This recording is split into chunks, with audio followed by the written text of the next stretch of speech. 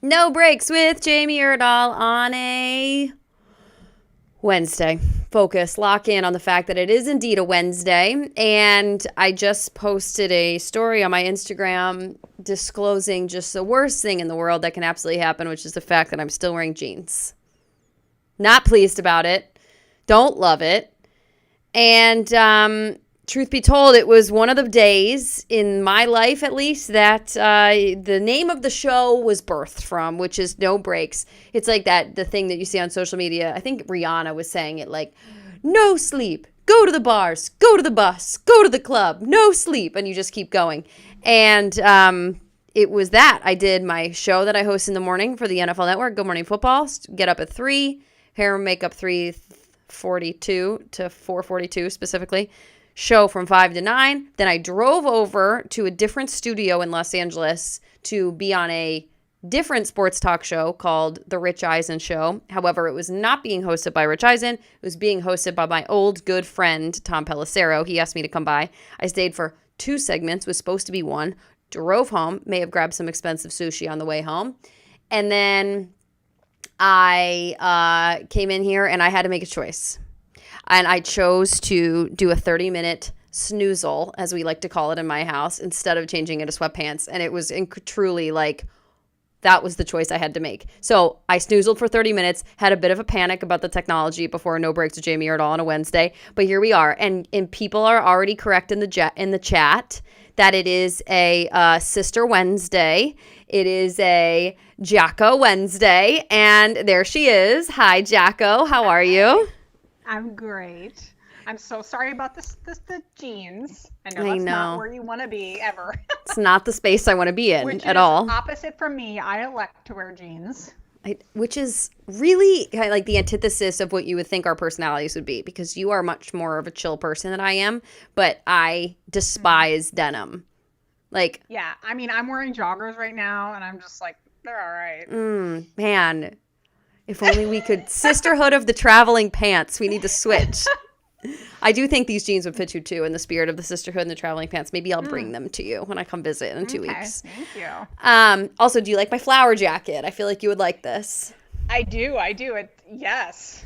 You could bring that also. Okay, great. It's cozy, and it was 60 degrees in California today. So I know it had, yeah, but then it like jumped to 72, like in the matter of like an hour. So that's, I guess, the world that we live in. You look great you look like a true podcaster with your pink headphones there, girl. Yeah, this was part of the technology minor meltdown prior to us, getting on with like, why are the AirPods not working? And she says to me, do you have any headphones? And I was like, maybe in that gigantic tangle of cords that we all have to our name, and I have no idea where that rat's nest of cords is, but I know that these headphones that belong to my daughter are in the travel stuff. So you look great. We went. And truly, it's the like what everybody now knows of, like, everybody buy a ring light and start a show, and people have headphones like that. So whatever, you can hear me, and that's the key. And I actually don't think it's fully on you. I was in this little corner of a hut that I've built into the house that we're in last night, and I was trying to do a couple of things for No Breaks, and my husband Wilson had my 2 oldest kids upstairs, like, going through the bath routine, and I had our 18-month-old down here. She was being all cute with like a fake keyboard and whatnot, and then all of a sudden the entire room went dark because she like walked over to the multi-outlet and was like, that is a lit red button, and like boop, turned the whole system down. So like so when I went to log in, 18 months old. I know, and in a classic third child form, after this No Breaks show today, I have to take her to her checkup 3 weeks late after turning 18 months old. So 18 months and 3 weeks. Yeah. I know, yeah. Doesn't care. That's true. And she's developing quite fine in her 2T clothes. Yeah. But anyway, she shut the whole system down. And so I was even nervous getting you on today because everything that opened on the computer, this like jerry rig setup that I've created in front of me, was all like, this has been shut down inappropriately. We like burp, burp, burp. And I was like, oh God, if I can't get online, what am I going to do? So I need 23 hours to reboot. Exactly. I know I should have. And frankly, before my snoozle, which I know you're proud of me, that's the decision that I made. So much. I should have turned the computer on. How's your day been? Bet, did you get scammed today on a Wednesday? No scams today. Good. Yes, but I have been using this platform and my own personal voice interpersonally to alert my fellow providers about the scam. Yeah. And yes, so I would say it's about 50-50. People know that it is a scam right off the bat from the storytelling. And 50% are with me, and they fell for it hard and fast. They thought it was a truth. So okay, that's good to know. No scams this week. Yes. Good. So. Well, great. Well, this is show 11 for No Breaks with Jamie Erdahl, and Good for you. Thanks, girl. And like I said, it feels like a real good. I was on this extra show, this bonus show after Good Morning Football today, and my friend Tom, who's from Minnesota, oddly enough, and he's older than I am. He's 44. He was working like in Minnesota sports radio when I was like in college. So I've known him truly for like a very long time. And Tom Pelissero. Oh. Yeah, you don't know. I mean, it's not in your realm. You shouldn't. Honestly, I'd be surprised if you did. He is. Wait, sidebar to that. At some point on No Breaks, we need to tell them the story about the Red Sox player that I did not know the name of when you were in Boston. We can talk about it later. But I mean, it was David Ortiz, was it not?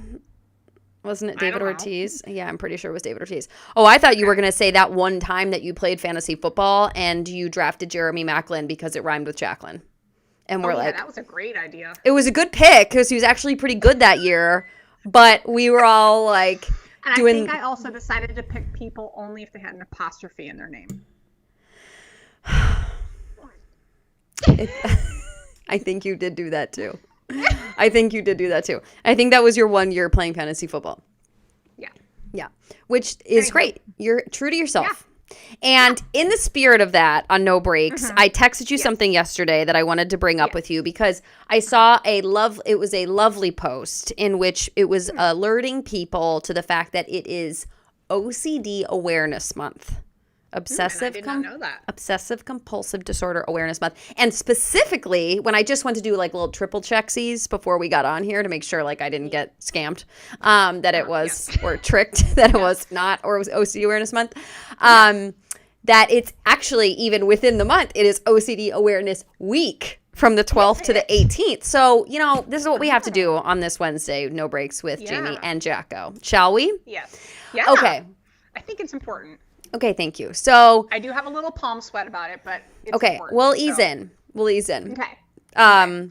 So truth be told, we actually had somebody on our street that we grew up on that lived with OCD in a very I think in society what people say is like a stereotypical form.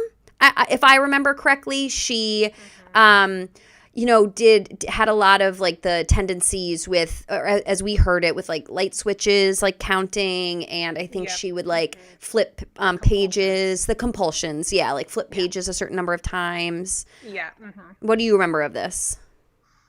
Yeah, it was very much, I think because we were young and, like mental illness and like while it is still like heavily stigmatized, 20 years ago, it was even more so. So I think there was very much this like, just stop it, like why are you doing that, right? And just like, what do you mean you have to? Was really talking about it or just kind of, so like the understanding was pretty like non-existent and like not very compassionate. So but I remember more just like the kind of not understanding like the why and just be like, just stop.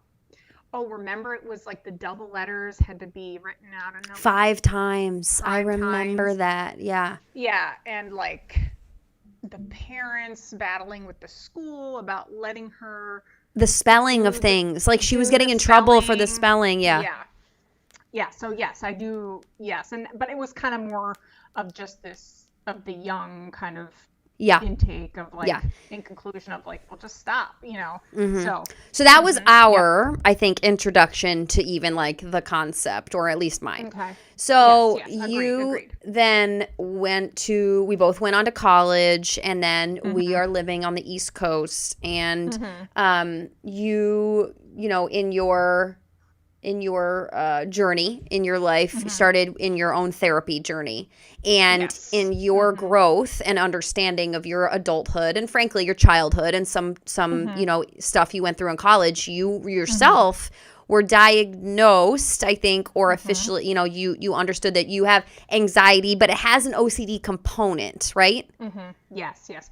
I remember reading in my graduate school in nurse practitioner preparation in like the pathophysiology class, and reading the page, and I can remember it on the page, the description of GAD, generalized anxiety disorder, and how it goes on to describe, it's an out of proportion worrying preoccupation reaction to like various stimuli. And I remember, gosh, when I was what, 24, 25, and thinking to myself, that kind of sounds a lot like my brain, Mm. and only at that age, after high school, after college, well, after having worked at the bedside as a nurse, uh, did I have this kind of illumination moment of like, is that not how it is For supposed to be? everybody? Oh, Yes, yes, interesting.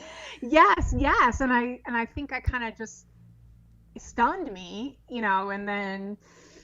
uh, and then it kind of, I can't really remember like the sequela of events, but like did go and because I was having quite a bit of like distress trying to get through grad school, and Yeah. having a lot of symptoms, and like a lot of hold up, and like with my brain, and just finally was able, and because I was like at an academic center that was like very prestigious, was able to get like locked in with a really sophisticated psychiatrist, and did get the formal diagnosis of not only like generalized anxiety disorder, but like OCD Yeah. in that umbrella. So And yeah. what we ended up learning of you, and what helped us all kind of understand, mental health, just to be like a little bit more sympathetic towards people that deal with Mm-hmm. it, is that your the way that our friend on our block as a child did light Mm-hmm. switches or the letters, your OCD is cyclical thoughts, and like Right. how you get stuck on things, and that in and of itself, like, people might think that's just like, oh, you're very thorough, or you're just like ruminating on something, but you Mm-hmm. truly are like, no, that you've done such an amazing job at like, at times you have a different timeline of when you realize that it's happening. Like, you might be in it for a while, and then you're like, oh Yeah. no, I've been doing it. And then once you get a Uh-huh. healthy distance away from it, you can almost look at it in the rear view and be like, oh boy, oh doggy, that was one of those times. Yeah, I mean, despite, gosh, like 15 years since like the formal name diagnosis, it's still, I kind of forget sometimes. And because I think, you can get away with like this high functioning kind of anxiety, and like be very adaptive for a Mm-hmm. very, very long time. And people just see it as, and even you can explain it to yourself as thoroughness, productivity, with purpose, Mm-hmm. serving others. And I feel myself personally kind of going in and out of this perspective of like, what purpose is this serving right now? And trying to pause, and trying to, and I think for a long time, as I kind of grappled myself with this idea that like there was a like non-normal way that my brain was working and like processing things. I think like because for a long time I was like, oh, it's just obsessions. It's just a pure O, there's no compulsion because I'm not page flipping and, Yeah, yeah, yeah. light switching and doing all these things. But the more you have to kind of pause and like be curious and compassionate with yourself, and be like, there's a lot of internal stuff that people with the diagnosis do that counts as the compulsion. It's the act that neutralizes the anxiety or like the obsessive, thought in the intrusive thought. And so I had to really pause, and it's hard, right? Because you only know your own experience, your brain, your own brain. That's your own, reality. Right. You only know like your own little like turtle shell, and like, does everybody not like have ringing in their ear all the time? And like, does everybody not like if you're colorblind? That's for a different diet. That's for Tinnitus Awareness Month, Jaco. Tinnitus Awareness Month, right? But it's just like, does everybody not just constantly gut check in the room and like reading everybody's emotions and gut check and just and so it's very like nebulous, and it's like difficult to suss out if there's not that like kind of external reminder of your compulsion. And then you kind of forget yourself that this is not how everybody lives, and what you're doing is kind of compulsive.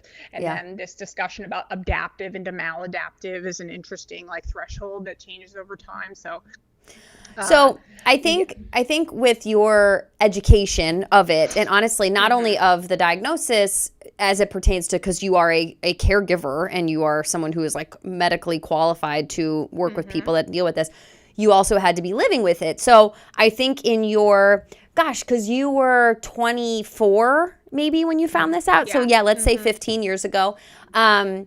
What was really amazing for me to watch, a couple of things, was once I had a better understanding of those different times in your life where you were kind of like in a dark, what do we call it? Like having a dark time, or like having a dark place kind of, or like. I mean, I think now it actually serves me better to say depression. Oh, okay. Great. Yeah. Like depression. Yeah. So when I was watching you, again, 3 years younger and trying to like learn it, what was fascinating, I think, in hindsight for us was that once you realize that not everybody's brain operates this way, I think you sometimes looked at me like you would ask me sometimes, well, do you think about things this way? And I'd be like, no, I got nothing. I don't even know what you're talking about. And you were, because we are genetically, practically identical. And it was like you were trying to, I think, flush out like which parts of you were like the OCD parts and which was not. Like, if I would say to you like, yeah, I struggle with that too, you'd be like, okay. Like you would almost put that in like a side pocket of like, that's a thing for everybody's brain. These things over here are not. So all that being said, there was a moment between you and I, years, I'm trying to well, I do know the year. It was the spring of 2015, because I had just come off my first full football season with CBS, and I had worked in Boston and done traveling with the teams though. So I was just told like when to show up for the plane, get on the bus with the team and travel. Like it was like private travel essentially. So was this like with the Bruins and stuff? Yeah, the Bruins and the Red Sox. Okay. But then I get to CBS, and then it was a whole season of college football travel. Then I get that big phone call where I get assigned my first NCAA tournament. And I was like just over the moon, wigging out. And you were visiting my apartment in Florida. Yeah. And I was being just a big old bitch. I was like mean to you. I was crabby, and I was just like, it was barbs. I have my barbs out, which is a common occurrence and when I'm not like. We have the kind of relationship where it's like, if you're being snappy with me, I'm like that sea anemone that like pulls in. Like I'm not snapping back at you. I'm just like, no, I was offensive to her. I need to think more about my behavior. Yeah. But I do feel like get in your corner. No, you don't snap back at me at all. However, after a while, you do say to me essentially what we always joke, which is like, what's going on here? What are you doing? What's happening with you? What's happening? Right. What's going on with your What aura? Is this? This isn't like your true spirit. Yeah. So like, what? Yeah. I essentially said to you like, well, I'm just furious because I don't know where I'm going for the tournament. And that means I don't know where my teams are. And it doesn't mean I don't know where my flights are. And like, where am I going? And I was like using. Because what had you been doing prior? because and you were Yes. listening to me and you're like, so Okay, you're telling me you're in a bad mood because you don't know where you're traveling to. And I was like, exactly. And you were like, how would you be fixing this problem if you knew? And I would tell you that in my football season, so for the past 3 months, I secretly had been searching every single flight of everywhere I could have been assigned, possibly, and like to find out which flight I could go on and when I could get home. And like that helped me control my anxiety, what I observe now, of my performance anxiety that I essentially was having. And I was So doing. was it like if you knew all the flight patterns, you knew what time you would arrive and what you could do to prepare, kind of? And somehow that translated to I would do a good job, because what you ended up asking me that day, standing in my bathroom of my apartment in Fort Lauderdale, was you asked me like, well, what's the worst case scenario? And this comes into a wonderful, I believe it to be a wonderful treatment practice tool that you have adopted, which is like the exposure therapy. And you essentially were like, what's the worst case scenario? And you just like, you asked me so calm, but several times. And I was like, finally just started like weeping in that bathroom and was like, my worst case scenario is I fail at my job. And that still is like for me every day in terms of like my goals and my dreams. Even like saying it out loud is a little bit like, whew. So, but in that moment, what I was trying to do was if I knew where I was going, then that would imply that's the first step to doing a good job. And so it was an incredibly enlightening moment. I will never forget that. And I will always while I'm not always perfect in not doing the things that make me feel better about tamping the anxiety down about performance anxiety, I am more aware of it. Like you have that moment where you're able to pause and take like an honest inventory about like, is this in service of me or is this in service of my anxiety system? Yeah. You're able to do that like a little more deftly, would you sometimes say? And sometimes I just full blown, I'm just like, I'm just gonna do it. I'm gonna look at all the flights. It's just gonna make me feel better. Do you like still? For sure. It's I had no idea. It's like scratching an itch, like yes, I do. And It's so the ritual. It's the ritual. The ritual does have a temporarily anxiety alleviating. So for example, that's the purpose of it. If I get assigned, and this is still like an if, because I got to work for Netflix last Christmas and it was like this really big honor, and there's a game, there are games in Minnesota and Washington this year. If I get that assignment, you don't think I've already been looking at those flights? I don't even have the job yet. But I know I'm doing it. Yeah. No. Okay, now. So do you think you are open to being in a place where you don't look? For sure. Ever? Yeah. Okay. And I used to look a lot, like every day. And now I've just done it once. Where I'm like, okay, I did it. Just don't do it again. Like I fully acknowledge why I did it. And all that being said, I'm not saying that I have OCD, but what I'm saying is, although maybe it is like I don't know if that's a compulsion, but the point is you in your diagnosis and also me just witnessing you grow and also kind of backdrafting off of your therapy, because I've seen like a therapist or two, just the one when I was in New Jersey. But mostly because I just see you and I'm like, girl, I need some help with this. And you're like, and you just pretty much help me out. Yeah. Oh, I love it. Yes. I mean, so many places I could go here with this kind of like intersection. I think that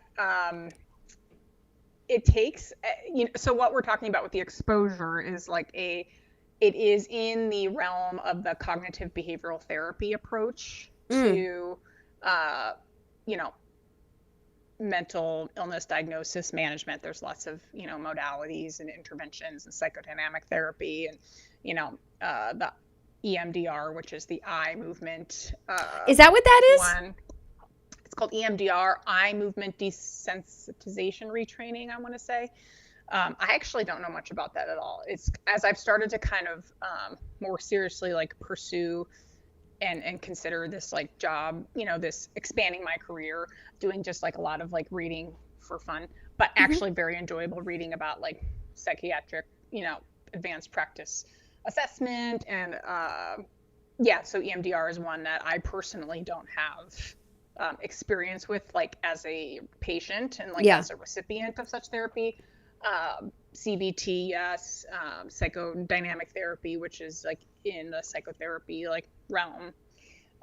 But yeah, so the exposure therapy, which I feel like your Wilson's still kind of like, that's a bunch of hooey. Like he loves to like tease us about how like he'll just randomly, like when we're talking about this topic, he'll randomly be like, sounds like he needs some exposure.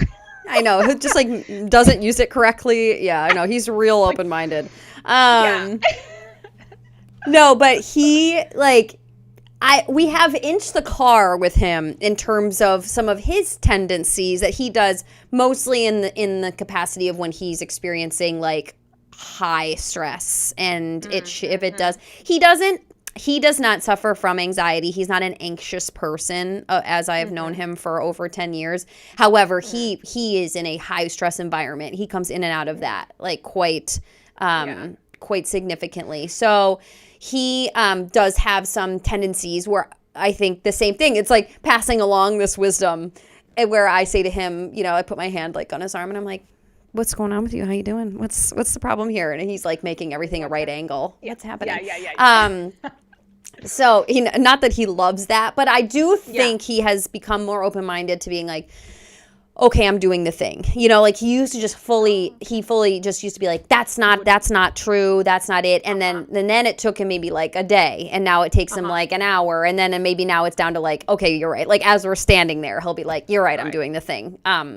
Again, he's still not where he's like going to practice not doing it, but he's becoming more aware of his practices. So I just think it's like, it's really incredible. And I think even you and I talking about it, maybe if there's somebody who can have a bit of, would you almost call it like having an out of body experience where you have to look at yourself and be like, what is that?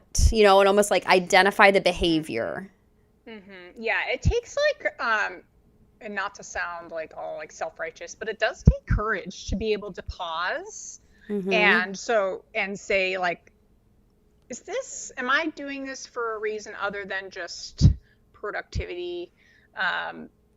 It does take a little moment. It has to take a self-inventory. It takes,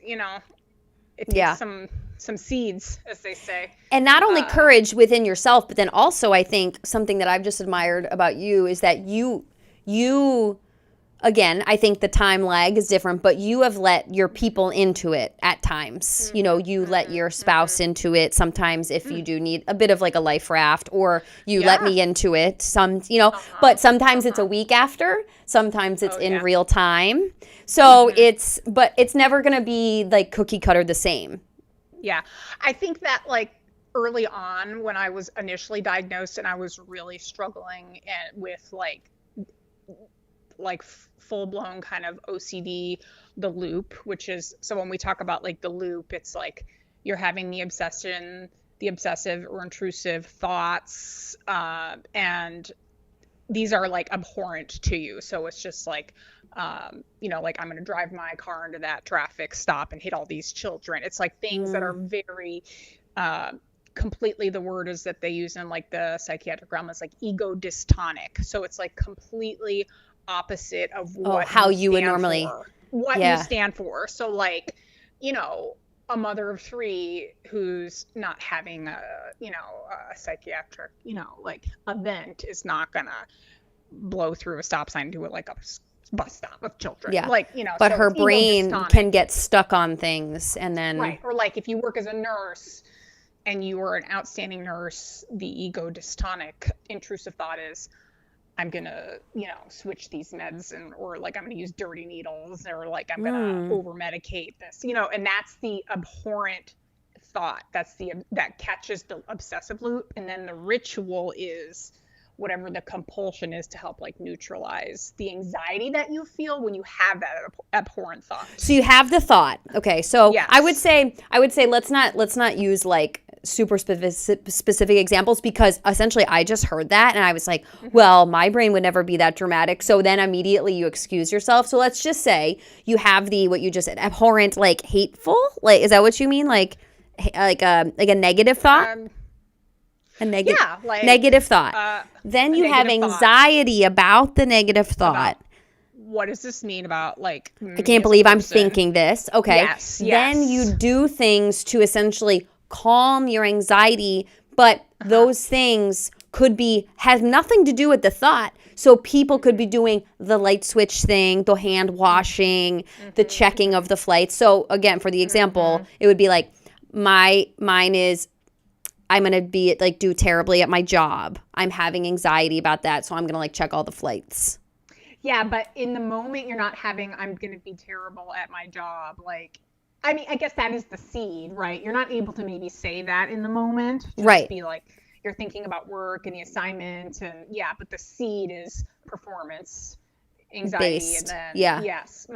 Yeah, and then you try to do things. And I think that's the trick. And that's what people don't recognize, is that you do habitual things that have nothing to do with the thought. So it's confusing. And that's what I've observed of you. Is like you'll do things that are over here in your loop, but and then when you say, well, I'm doing it because of this thought, it took me a long time to understand that in your brain those two things are connected. And I think that's what's difficult for people who are like try to support or love openly like their family, or because it really like there's usually like a very large dissociation like of the ritual with like the actual like anxiety stimuli. Like the light switch thing is not at all related to, there's germs that I can't see but they're going to make me sick, so like that's also, so for somebody A, who's not educated, B, and or open-minded, C, and or not compassionate, like it's very difficult. I mean, and you like as my like biggest fan and like my most like altruistically loving person, I know you've kind of just been like, I'm not like getting what's happening here. Like with what's happening and like, yes. And like, I try to explain it to you, but somebody who's never had it, it's just like, I kind of get it, but like I'm, and now like, I feel like you and I have worked to a place where you're like, I don't get it, but like, I'm with you as much as I can be. But yeah, it's really like, and I think the other thing that's really, really tricky about it is that like, and I've had to talk to like my therapist about like how to navigate this is like, again, the threshold for like adaptive to maladaptive with your compulsions is like so like fuzzy that like people kind of, I think, get a little tricked with like, and somebody might say, well, it's very like adaptive meaning, well, I'm being productive, like I'm finding flights. You're getting informed, like, but and I would often like talk to my therapist about this because when my husband and I have discussions about how his anxiety goes, he is just like, staunchly advocates for himself not having anxiety, and he's been like nothing but like wildly successful in his life because he's so driven, hardworking, motivated, persistent, and he's always just like, this is adaptive. It's only served me well. So then I would like go to my, I don't know what to say to that. Like, it's like, well, yes, but I can still see you're like doing the thing with like, getting on my case about whatever, not plugging in the Tesla for the 65,000th time. So I would go to like my therapist and be like, what's the answer to this question? Like adaptive to maladaptive. Like, when is it maladaptive? And he's like, well, it's maladaptive when you're having like, it's causing strife. So like right now you're having interpersonal strife. So now that's where adaptive coping mechanisms fall into the maladaptive category. And that is constantly kind of a changing like threshold and like, okay, so have to keep reiterating. So somebody who, for example, I just go back to the girl that grew up on her block. So essentially, if somebody were to take themselves out of, social settings, or what if they're like hand washing and can't get them to work or something, that's when it becomes maladaptive. It causes, Yeah, like it affects their life in a negative way. That makes sense. Okay, Yeah. because you use that word maladaptive a lot in combos, and I'm just like, yeah. And but like I sometimes I think about this a lot though, like, and I think, yes, this happens like interpersonally, and you have to kind of figure it out in your own marriage. Like, how much do you like honor your partner for their like things that they do that like make them feel kind of more like settled in a stress response, like yeah, the right angle thing, which God bless you. yeah. You should see my house right now is one walking path. One walking path. You've said it's A one lot of art walking supply. path like 3 weeks ago. Did the path ever clear up? And did it? Wait. Okay. At the end of this, I want to do a really fun exercise for you. I want to. Okay. Do you feel good about what we've covered today about OCD awareness Yeah, month? And I just think go. it's like important to, and I'm just going to say this one more thing. Like, I had a formal diagnosis. I'm 39 years old, and then I'm a healthcare provider. And like, I will go into these loops, and I'm not even really aware that I'm like in it until I'm deep in it. And I'm like, oh yeah, that's a thing. So it's not like I have some mastery of like me and like I'm fully like, exposed and, just like, because I think I still kind of have some like little bit of shame and embarrassment. I mean, Yeah. even just talking about it here and now is kind of like, wow, because not a lot of people know this, about me. I think, Well, thank you for sharing. And actually, people in the chat said thanks for sharing your experience, Jaco. Oh, thank you. Yeah, I think, Yeah. but I think that I want to use this like time and like my voice as an educated professional and healthcare worker, like to say like it's an ongoing thing. I'm still learning about it. 15 years ago, I was diagnosed by a very sophisticated psychiatrist, and I still just kind of like, that's not me. Like, I don't have those things. Like, so Totally. I think also, go ahead, finish your thought. Sorry. Oh, I was just going to say that I think like it's interesting kind of like thought experiment to go through like what is like adaptive to maladaptive and like where that threshold is and like for yourself. And because like, for example, I was packing like a month ago for the work trip or something, and I was like starting to organize the art supplies because it's one walking path, and I like was organizing the art supplies, and like I just took a pause and I stepped back, and like my husband came in and he wasn't traveling with us, but I was just like, I think I'm doing the why thing. am I organizing the art supplies right now? It's like, I don't need to do this, but this is kind of something that has some remnants of childhood a little bit. Like, like, why do I have to do these things that I haven't thought about like the day before I'm supposed to fly? Totally. Like, so yeah. It just and my last thought on it is that as someone who has witnessed you not only like pre-diagnosis too, but also in your post-diagnosis, and I joke that you are definitively more empathetic than I am. I have learned great empathy in watching you go through this. To, like you say, when you are in your having a depressive episode, and you to not, if you are somebody in someone's life, if it is like a friend or a coworker or a family member, that to not take offense if like that person doesn't let you in real time, which sometimes I struggled with that over the years. I would say that I would do the thing where I would say like, why aren't you answering my phone calls, or like you haven't texted me in a while, like what's going on? And then you got a little bit better at like, not better, but you started to do the thing where you're like, I acknowledge that you're in it. But then I would sometimes like get my feelings hurt that you're not like, well, just tell me about it, and you didn't want to do it at the moment. So I would say it's also like just like the adaptive maladaptive thing. It has to be a sliding scale of like the support people or the people that are on the outer ring of the person who's dealing with a mental health issue, because it's not always going to be like a blanket solution of support. And I think, your husband has done a great job, but he's also learned a lot too. And I know we joke about Wilson, but he also like has, I would say, learned to hear, things a lot better, like over the 10 years of being around you as well. So I just want to like applaud your while I'm sorry that your spirit and your brain like is in pain sometimes, I want to applaud you for being so open to trying to grow and not like get rid of it, but like acknowledge and like, you know, and survive with it. Yeah, I think like acknowledge the tendency,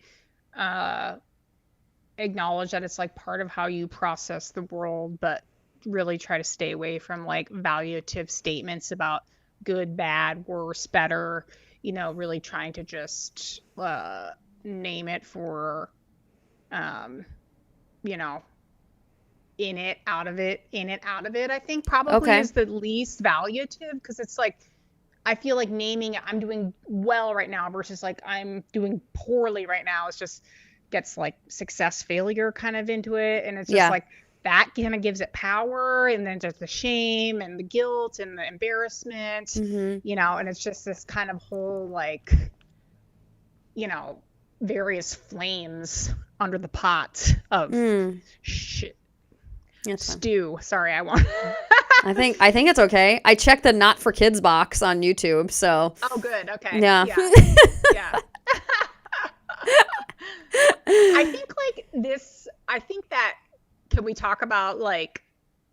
I feel like the really successfully dealt with it between us like this summer with the with that thing that happened that we were talking about with my hair. I wasn't gonna bring it up. I was only gonna do it. I was gonna go down the runway if you wanted to go down the runway. Okay, I was actually waiting for you. I was like trying to use all these examples, and I was like, well, she's not talking about her haircut, so we're not gonna go there. That's all good. Oh, okay. I think this is a good like kind of capsule to summarize. Yes. Like this was really good, and you know what? We were chuckling about it. However, it was after the fact. So do you want to tell it, or should I tell it from my angle first? No, I can tell it, and then we can talk, because you'll come into it. So, and this is just like a prime example, and I think this is really good for people who are like loving loved ones of someone who has the diagnosis or in the life of, you know, and seem, you know, you could have somebody in your life that is like has a diagnosis, and you know they and you forget that that's kind of still part of like you know the like the cogs and so like I for a very long, and now that I have this lens, I look back and I'm like, God, I was just doing that when I was a child too. Like I have this like hair fixation. You do. And it's like, and even in college now, I think about all the pictures I have of myself that are in like my memory box that are like printed up of me with these bangs that are so short. Because you cut them yourself. Because I just always was trimming my bangs because this hair wasn't right. And you would stick your hair in your ear. Yeah. And this hair wasn't right. And like I had a girlfriend like back east who like sent me a text recently, and it was like the three of us, and it was like a time hop to like I guess it was a while ago, like a St. Patrick's Day at like the bar in Baltimore. And she was like, look at us. We're like, you know, in our St. Patty's garb. And she's like, but Jacqueline, what are you doing with those bangs? And I was like, you know, I just think it's because this hair isn't right. And she didn't hear what I was saying to me about getting my hair cut right. And it's like, but no, it's just completely now this ritual of like having anxiety about God knows what, and then it's just like I'm gonna make myself feel better by making sure my hair stays. You know, I swear to you, Jacqueline, up until this summer, I had no idea that you took the scissors to your own hair. It was just I did not.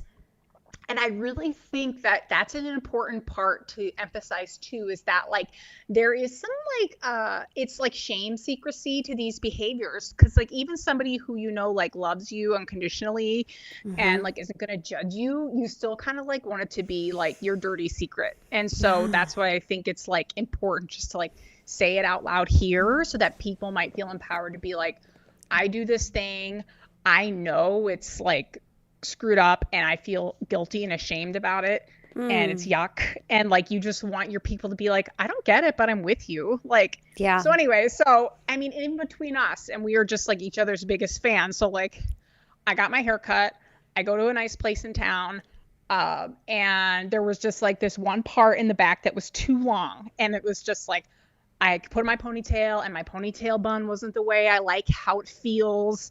And I just kept pulling at this one piece. And it was just like, I don't like this. I forget also what was going on. There had to be something else going on that was like triggering me into this like fixation of my hair, because and it took me after the fact to realize like I was in this whole loop about it because this other thing was happening completely unrelated to my haircut. Yeah. Like, so we were out of town.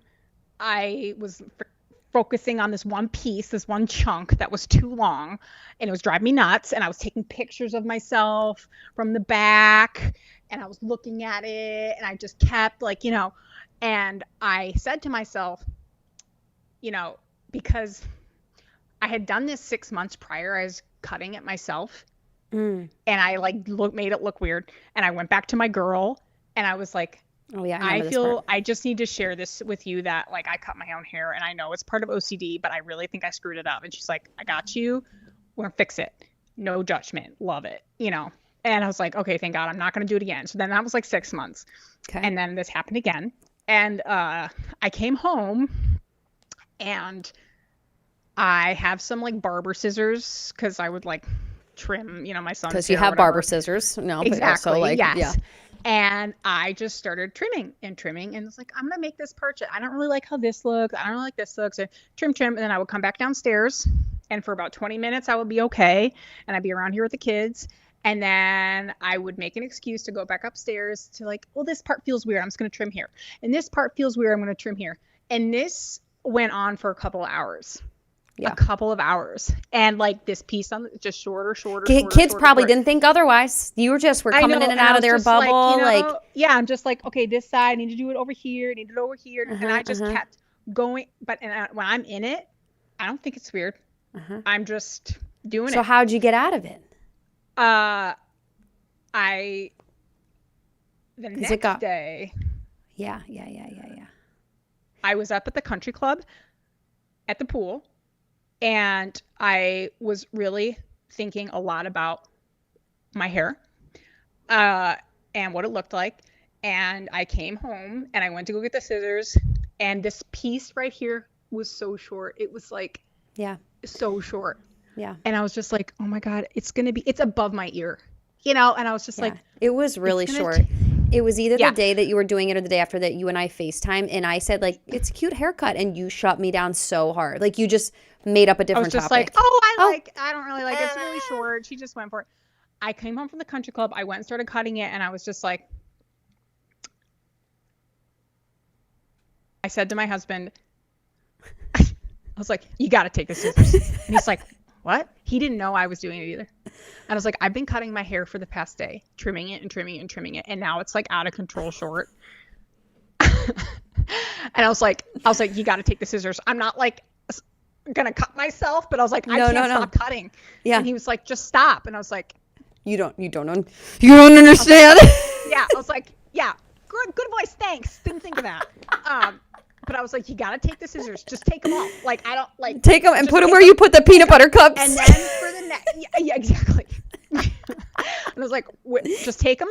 And I was sitting in my son's room folding laundry, and I was having like a full blown, like, I wanted those scissors. I wanted to cut, and I saw that for the past day, I had been cutting and giving myself that 20 minutes. Like, if I just go cut a little more, it'll be done then. 20 minutes of respite of my anxiety, and just a little more, a little more. And I said, Eric, you got to take scissors. And then it was just like for a week or so, it was just like, I was just like, I'm not going to like go ask anybody to fix it. I kind of need to expose myself to the experience of being with this hair that looks like a rusty machete went up in that.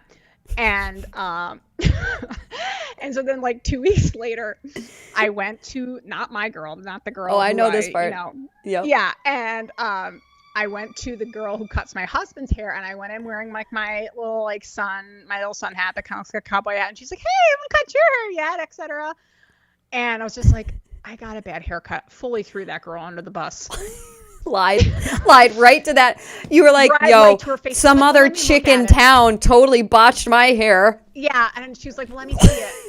And I was lifted off, and she was like, I cannot believe there are people out there performing this kind of work. This just makes me feel so just embarrassed for the people of my profession. I was just like, I don't know. Right? I mean, I think she was new. I mean, at the end, I was kind of like, are you like on drugs? Like, I just fully threw her character under the bus. And you know what? Because I didn't. It's okay. You know, and then she fixed it, and then she was just kind of like, okay, it's got to grow out. I mean, like, it's just going to look a little asymmetric. It looks kind of intentional though now. And Eric still has the scissors to this day, and that was 3 months ago. So, I think it was 2 weeks after the fact. We laughed about it. You had to really get removed from it. Yes, I did. And because in the moment, you noticed it right away on the video call. You're like, your hair looks so different. It's shorter. I was like, it's all right, whatever. It's just, I don't really like it. She cut it too short. And then 2 weeks later, I was just like, I had a full-blown compulsive hair cutting incident that I didn't realize was an OCD thing until 20 hours too late of cutting, snipping. And you were just like, and you were so like, wonderful and just like shocked, I think, that you kind of forget. And I think I forget too, as I said. So anyway, I think just to say that it's just an evolving relationship with this thing. And I think telling the story to anybody who hears it is going to be helpful, because I think it is representative of it can look like anything. This thing it is like the worst type of monster in a movie that can change forms. And unfortunately for some people, it could be, even if it is something like haircutting, it could be something they do to their body that like isn't seen. And then that's like, that's like heartbreaking and sad. And so I think, it's the old adage, like check on the people, check on anybody. If you get like a weird sense about somebody, you can just be like, I think it's a light and like fun way to do it. I do it at work with people. I'm like, what's going on? What's happening with your spirit and your aura? And it's kind of a nice way to allow people. I think the next step to that too is that if you have a sense that someone in your circle is having a struggle, you say, even maybe they don't want to talk about it. And I think that's also the thing that's just kind of, they feel ashamed. They might be in it. It feels very ick. And then you might say, you seem a little off, not sure what's going on, but I'm with you. With you, if you want to talk, I'm here, but you just don't seem yourself, and I don't know what's up, but with you, no judgment kind of thing. With you, no matter what kind of stuff it is that you're trying to keep hidden, because I think that's part of it too. Like I want to tell you and my family or people in my life, it's like I conquered that. I'm it's not, I figured it out, and that's not really true. And it's like also a good reminder to myself to be compassionate. So good job storytelling, Jaco. OCD Awareness Month, OCD Awareness Week. That is going to help somebody. And I think that's the most important thing. It's your own version of you practicing your new therapy practice that we are going to manifest it here. That was No Breaks with Jamie Erdahl on a Wednesday. Just a quick celebration. Somebody wrote in the chat that we have 700 subscribers on YouTube now, which is really exciting. So thank you for people who like, even, the live is different than a lot of people go back and watch it. And what I'm really enjoying about it is yesterday's conversation with Giselle, super different than today, and which I like because also, it's variety. There are such things as introverts and extroverts, saying that here. Preach, girl. I knew right when she said it. I was like, yup.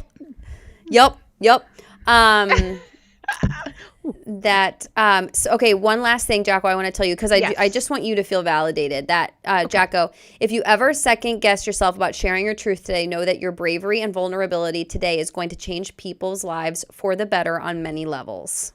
Oh, okay, that's nice. I think, and honest. Somebody and wrote Jaco, that? Yes, and Jaco and Jamie, thank you for sharing your experiences. Very honest and real. And somebody corrected or just made sure we knew EMDR, eye movement desensitization and reprocessing. Okay. EMDR. Yeah. Yep. That's I want to do some reading. I'll come back. Yeah, do it. Okay. And then that's it for a Wednesday. Look at us. That was a long one, but I hope it's helpful. People listen to 2X. Yeah. I know 2X this one.